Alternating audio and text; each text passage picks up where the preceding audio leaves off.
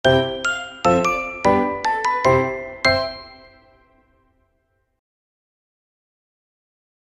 again, good afternoon everyone. We are the third demonstrator. I am Mark Diniluso. You can call me Teacher Dan. And I am Melanie Cor, and you can call me Teacher Fan. And I am Irma Jones Nablea, and you can call me Teacher Jong.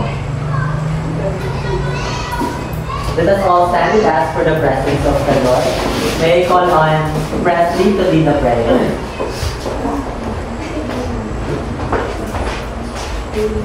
Amen. So before you take your seat, kindly check under your chairs and pick up the trash and arrange your seats. In a way, now take your seat. Thank you, sir. So now, let us check your attendance. Class Secretary, is there any absences for today? None, sir. Impressive. I'm glad to hear that all of you are present here today. So before we proceed to our topic, may I present to you our class rules. Everybody read? Keep electronics away. Raise your hand to speak. Listen carefully. Respect everyone. That's right. I am expecting everyone to follow our class rules and apply it inside the classroom. So let us have a short recap. So who among you still remembers our previous lesson last time? Sir, Yes, Laila. it's elements of art. Very good. Our previous lesson is all about the elements of art. So who among you can give me an example of element of art? Yes, Kathleen. Shape, sir. Very good. So, Kathleen, what is the importance of shape in creating an art? So, importante po siya kasi hindi mabubuo ang isang art kung wala yung mga shapes. Like yung mga organic shapes, mga inorganic. Very good. So, before we proceed to our new topic, let us first have an activity. So, our activity is entitled Design Detective. So, this will be the group 1 and this will be the group 2. So, I will be flashing some images that shows the crafts and ornaments of some provinces and tribes. And you need to guess what tribes or provinces does that ornaments and crafts belongs to. But before you answer, you must say the magic word yuhu or yuho. So yung yuho is from Tagbanwa word means ako. So the first group to reach 3 points will be the winner. So I will be giving you 5 seconds in every answer. Are you ready? Yes, Yes, sir! Okay, let's start. First, okay, group 1. Marionettes. Moriones. Moriones? That's right, Moriones or Malumbuke. Moriones is the yan yung artwork and it came from Marinduque. Next one is group 1 again. So, what is the answer? Pagbaluan. Sa Palawan. So, let's see. Yes! Correct. So, group 1, habol-habol. Number 3, group 1. Marian. Let's see. Correct. So, nakahabol ang group 1. So, 2 points ang group 2 and yung group 1 is 1 point. Group 2. Palawan. Correct. So, last. Group 1. Palawan.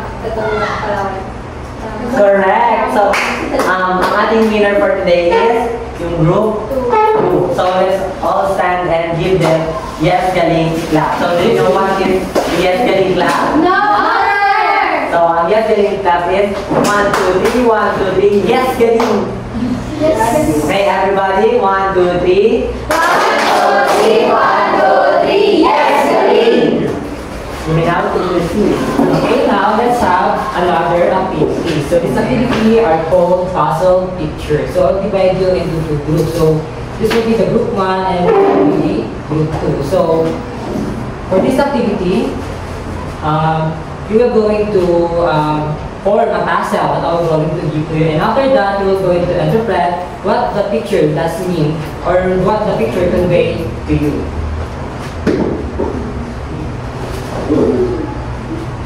So this will be the group 1 and group 2. So I will give you 2 minutes to form the puzzle. And after that, you are going to give your insight, the image you form in that puzzle.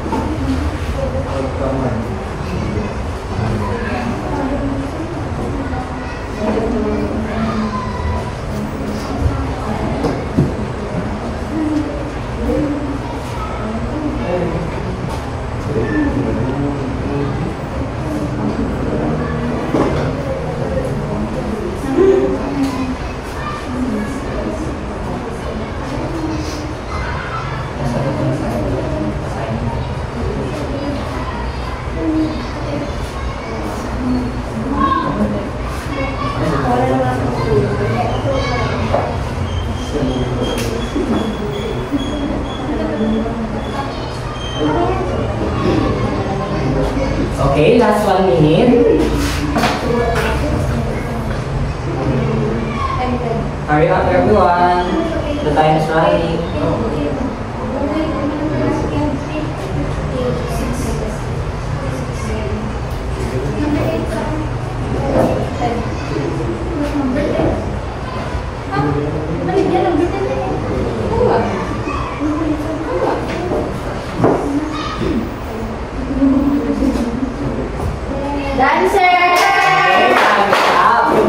Please give your insight about the picture you formed. Please go in the front.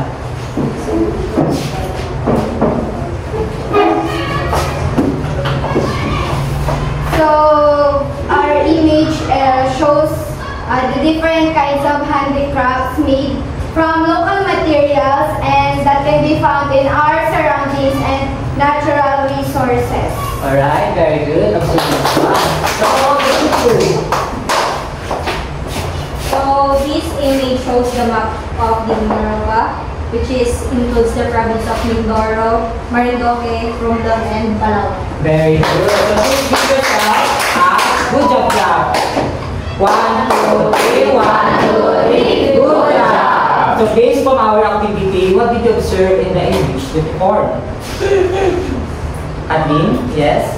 I think, sir, it's the mga art and craft in Mimaropa.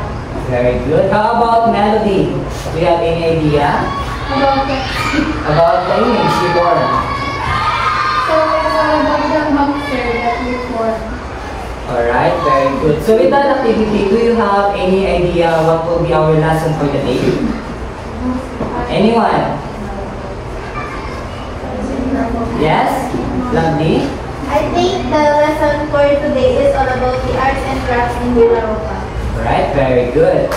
So, before that, let me discuss to you our learning objective. So, everyone, please read our learning objective.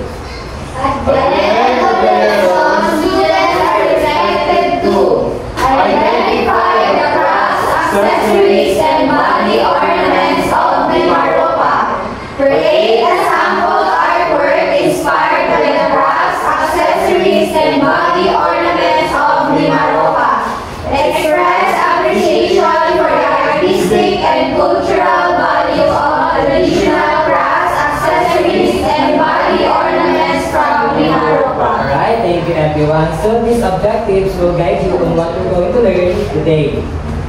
So, our topic for today is all about the craft, accessories, and body ornaments of Mimaropa.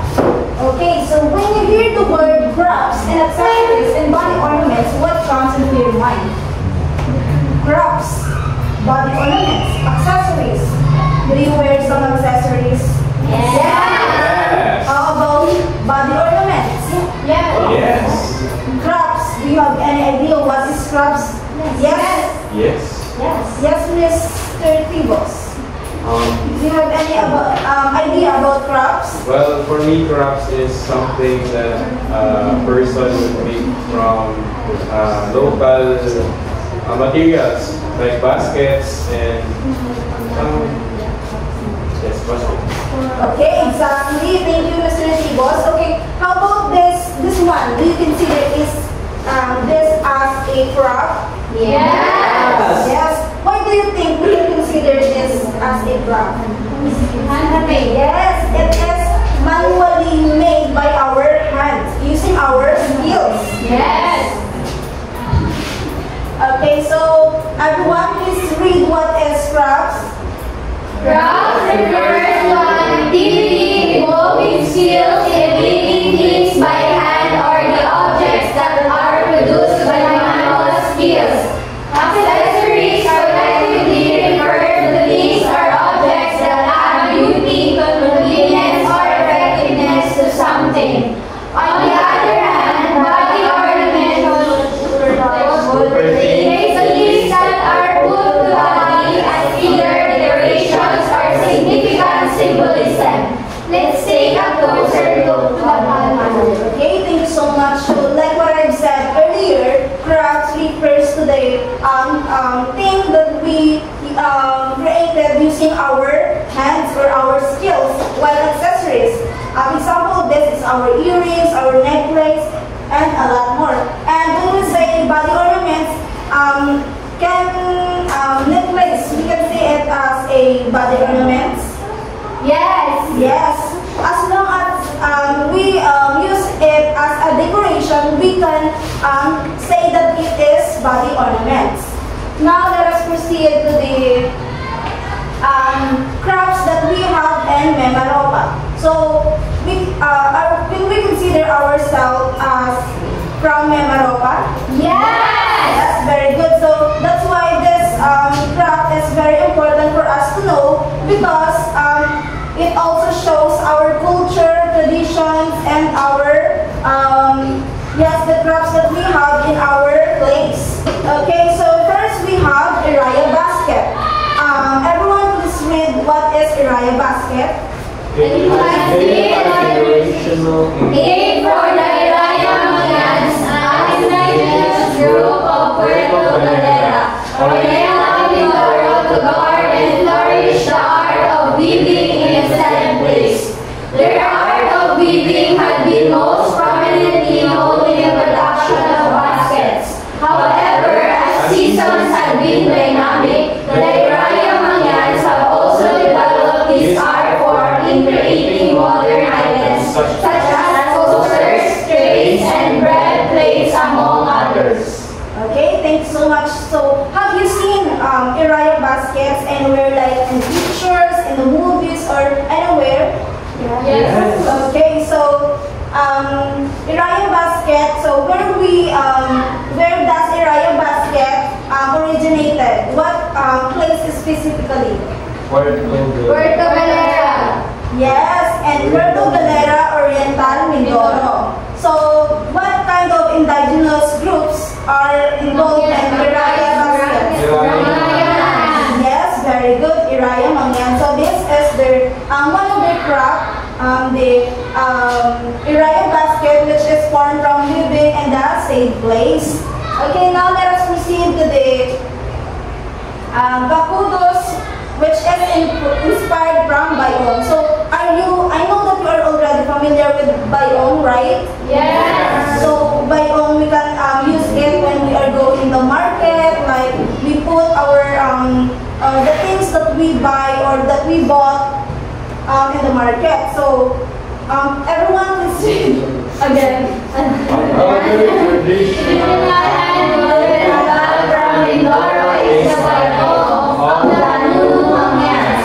The bayong is made from woody palm leaves. The Bakudos design was used to ward off evil spirits that are commonly seen in their bags, clothing, and accessories.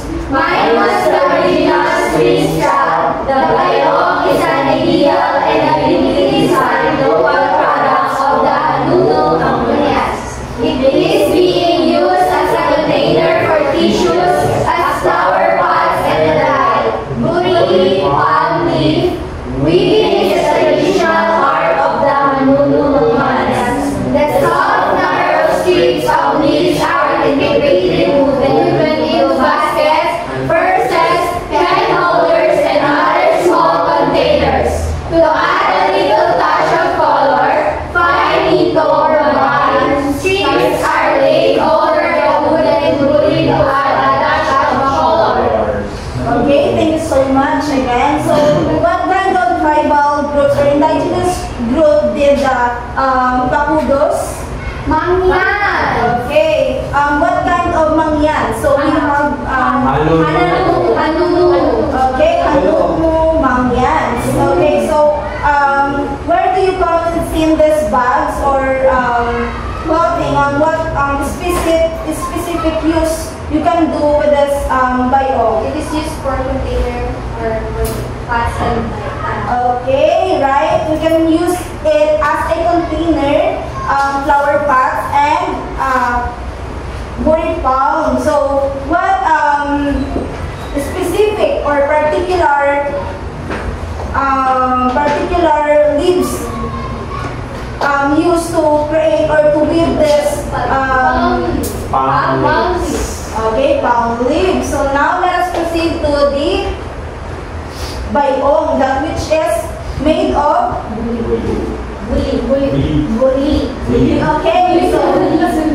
Okay, so I know that this is the most popular basket or bayong that we have here in Manoroba, since we always use it in our daily, like what I've said, and when we are going to market and we are going to buy some things that we need. Okay, next let us proceed to the mortar or the pestiles. Okay, so mortar and pestle, so it is from Romblon. It is famous for marble stone. So, and this mortar and pestles, we can use it for our cooking to prepare some foods. Okay, so Next one is tingkop. So everybody read. Tingkop is a traditional basket in Palawan by the Walaan which is made out of blackened and or natural bamboo. Because of this feature, the basket style is created by an extremely subtle changing of the ladder over pattern of the bamboo strips. Really stands out. The cone shaped colander type of basket is another fine example of Palawan tribe skills artistry. Our writer named Gilbert Ramoya described the tingkop basket vividly and said that the center of the cone has the bamboo strips. Skies are slightly smaller, creating even holes for the string. The final effect is accomplished through a close weaving of the bamboo strips towards the top. So earlier sa ating motivation, di ba, ay na-present ko na sa inyo yung tingkop. But hindi ko na nasabi yung pangalan niya. But tingkop is from Palawan. By the Palawan people. So sinasabi dyan na yung tingkop daw is may natural bamboo, blackened bamboo para magkaroon siya ng designs, which is yung alternate designs, which is black and white. Next one is manunggol jar. So, familiar ba kayo sa manunggol jar? Yes! Yes. So, di ba ang manunggol jar is? Saan nakita? Quezon! Very good. So, specifically, ang manunggol jar ay nakita sa Libon Point, Palawan. So, sa Tabon Cave. So, sinasabi rin dito na ang sinisimbolo ng nasa takip ng manunggol jar is ano ang sinisimbolo daw na nasa takip ng manunggol jar? Ito yung dalawang tao na sa bangka. The boat na ano? The boat having diwa. So, boat having Yes. 7 figures represent yung social voyage. That's very good. So, very good dahil alam nyo ang history ng manunggol jar. So, sinasabi nila na ang symbol ng nasa taas ng manunggol jar is yung mga naghahatid ng kaluluwa sa afterlife. Next one is accessories. Mangyan, bracelet. So, in our in our first year or in our previous topics na na-discuss natin yung mga accessories na mangyayari dito is bracelet. Kung ang mga ifugaw is merong mga bracelet, o ang mga mangyayari is meron din. So, ang beaded bracelet na to is gawa sa mga buto ng halaman. Next one is Morion mask. So, aside from Bully Basket ng Marinduque, gumagawa din sila ng Morion mask. So, ang Morion mask is ginagamit sa kanilang Moriones Festival. So, the Morion mask shows the creativity of the Marinduque people. And lastly is the necklace made of pearls. So, everybody please read. Accessories made from pearls have been a trademark of Palawan. Natural pearls are formed in nature without any human intervention. Meanwhile, pearls are grown with human intervention are classified as farm or culture. Such examples are freshwater pearls, Tahitian pearls, Akoya pearls, and South Sea pearls. These are made by Palawan folks with valuable accessories as earrings, bracelets, necklaces, and more. Pearls that are very rich in Palawan may come in different colors like white, creamy rose, champagne, up to the finest shades of gold. Each range of colors has been generally described as warm, natural, and luxurious. So, diba, ang necklaces made of pearls is came from Palawan. So, di ba ang Palawan is rich in pearl? So, di ba ang pinakamalaking pearl is nakita or nagmula sa Palawan. So, kung nanonood din kayo or updated kayo sa mga pageants, makikita niyo yung mga Palawan pearls sa Miss Universe Philippines Crowns and also sa Miss Universe Crowns, which is yung mga golden pearls from Palawan. Yes. Now, do you have any question and clarification regarding to our topic? None. None, I have a question to you. So I'm going to pick someone to answer my question. Melody Ata, this is the question for you. So what is the importance of learning the art of Memaropa? It's because kapag napag-aralan natin yun, syempre, mas matutunan natin na pahalagahan yung mga ginawa ng mga ninong natin. And syempre, as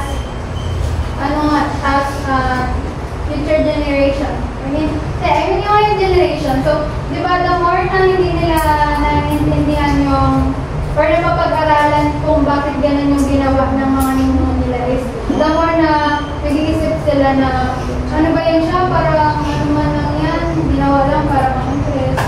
Alright, very good observation and insight. So please give them a round of applause. So the next question will be answered by Mr. Tibos. So your question is, during the Morion Festival, people wear colorful masks. Sa discussion kanina, what do you think this mask symbolize? Mass? Yes. Well, Morion mask. I think it symbolizes the unity and the camaraderie of the said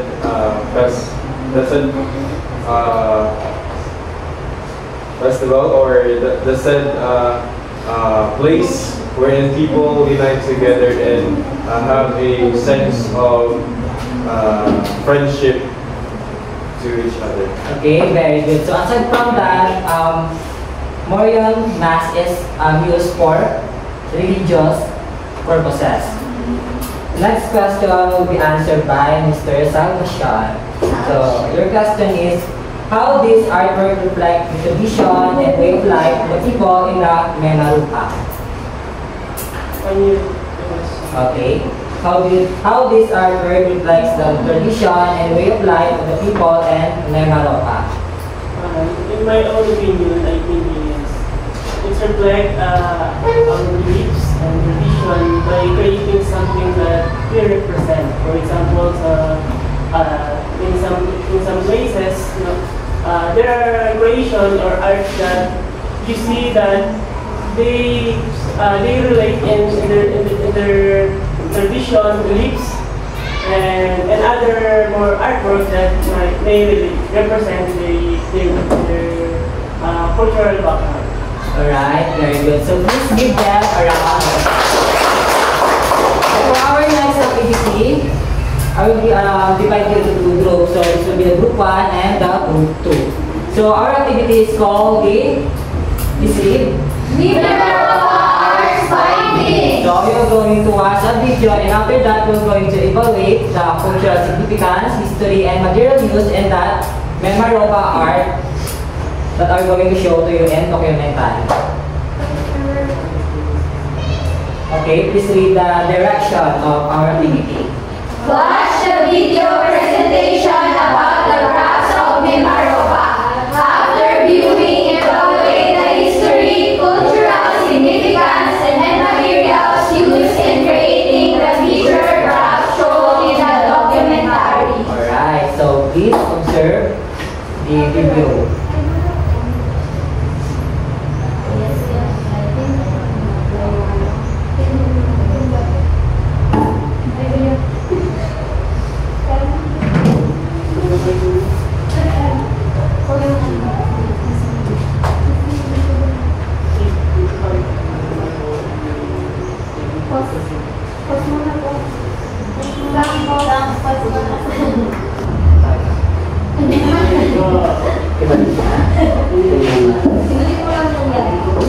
Go na, go na.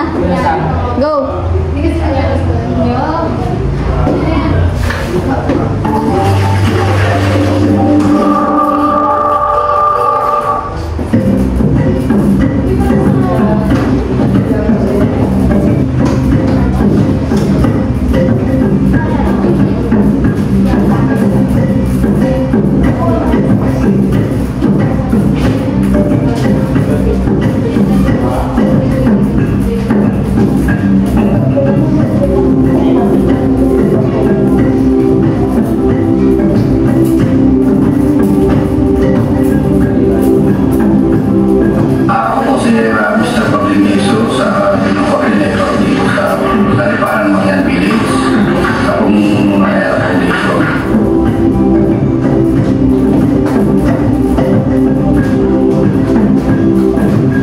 Dumating kami dito 1989. May nakikita na kami na ginagawa nila. Kaya nakita namin nila parang mas maganda yung project nila. Yan po, sila na mismo ang nakaisip ng design. Kaya may nagtataka na baka ano nila nakuha yung design yan dahil wala naman silang pattern para tingnan kung paano susundin yung design. So isip daw lang nila yan. Lahat po yan, wala kaming pinapasampunan dyan, kaya foundation, sariling sikap nila yan. At kung magkano ang kabayaran ng isang basket na ganito, yun ang kabayaran sa kanila. Ako po ay si Marisa po, Karena. Nagtatlo po akong anak.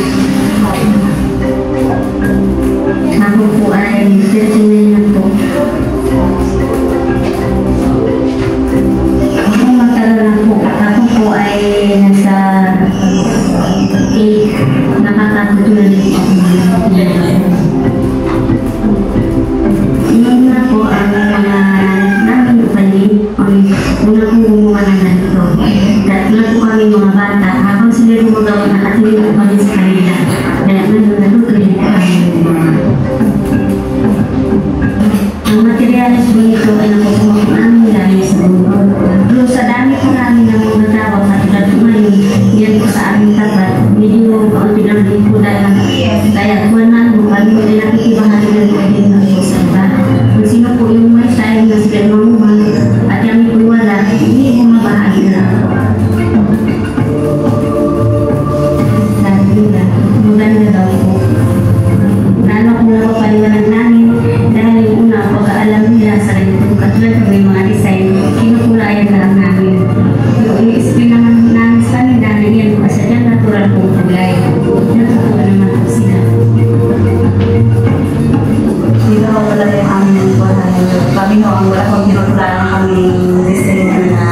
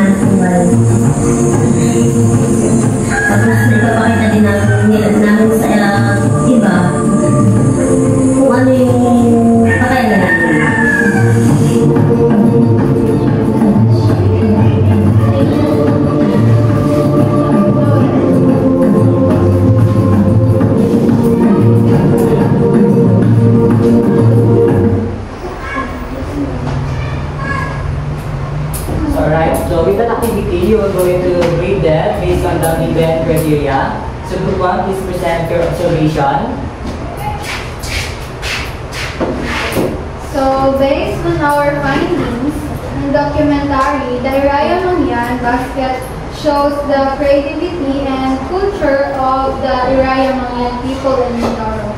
It is used in their daily lives and represent their strong connection with nature and tradition. The basket is made from local materials such as nito vines, rattan, and bamboo that are gathered from their surroundings. Very good. About the group 2. So, the Iraya Mangyan basket represents the creativity, identity, and traditions of the Iraya Mangyan people of Mindoro.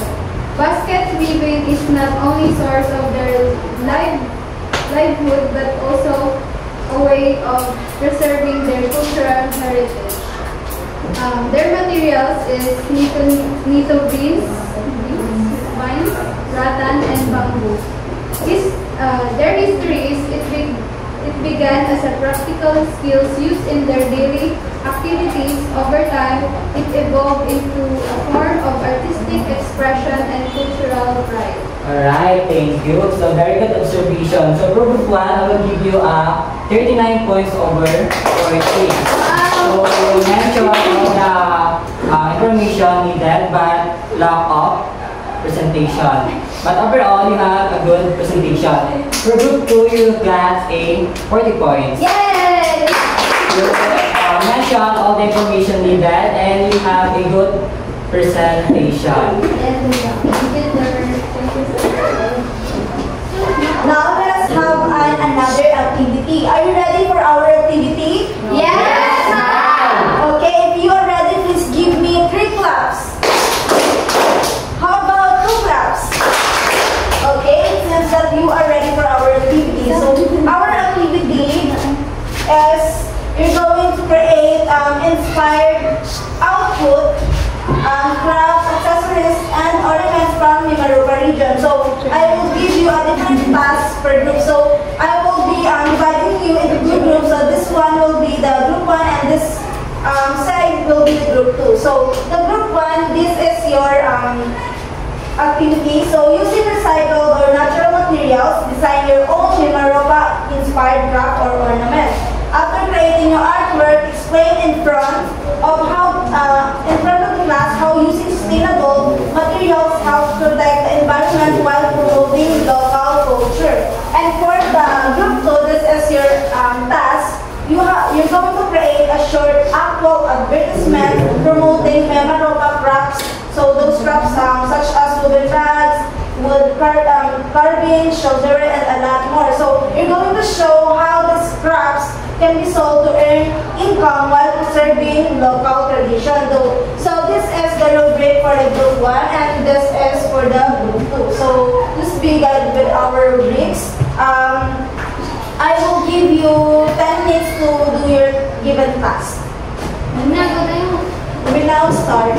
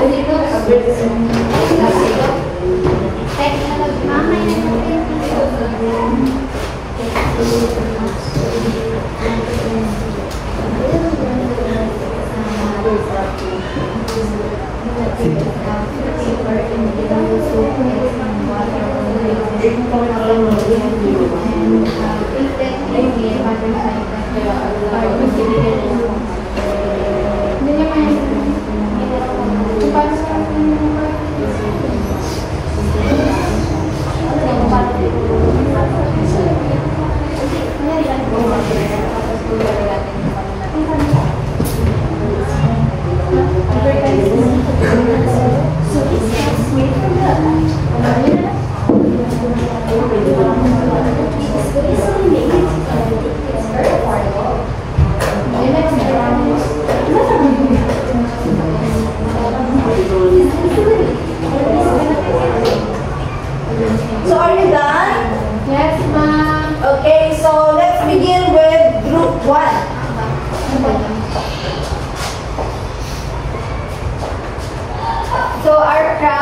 called Butterfly Mosaic.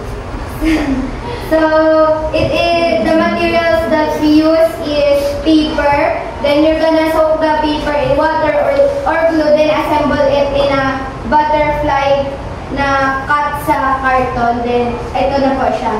Then the purpose of this craft is for recycling, na instead itapon yung papel is ginawa po namin siya na isang arts and na pwede siyang gawin pang design sa bahay or sa mga tables. That's all. Okay, very good. Let's give them a very good clap. Okay, 1, 2, 3. 1, 2, 3. Very good, very good. Okay, everyone. 1, 2, 3, 1, 2, 3. Very good, very good, very good. Okay, so how about the group 2? Please show to us what you have done.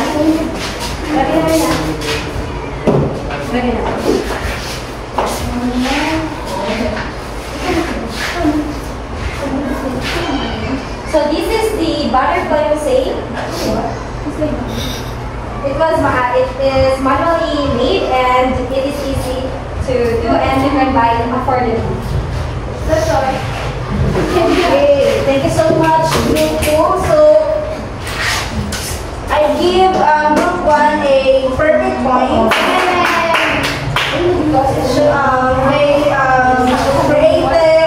They show creativity, originality, and they show the connectedness of using recycled materials or the natural materials. And for the group 2, I give you 39 points.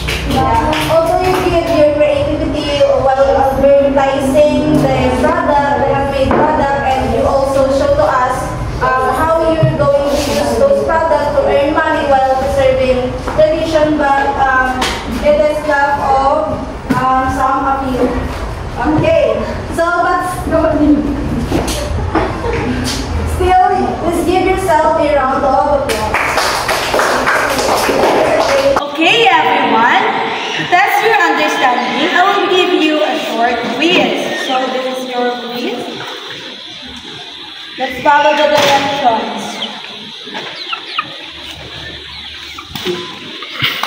Okay, everyone, are you done? Yes, ma'am. So pass it to the front. Okay, thank you. And now, after this short quiz, I will give you an assignment to pass to our next section. So this is our assignment direction. Write an essay about the importance of learning the craft, accessories, body ornaments of the Maropa. In your essay, explain why these crafts, accessories, and body ornaments are important in the culture, traditions, and Maropa. How learning them help you preserve your heritage and identity, the values, skills, and appreciation you get from studying them. So, the rubrics or criteria of this essay, I will be going to post it on our GC. Do you understand? Yes, ma'am. So, do you have any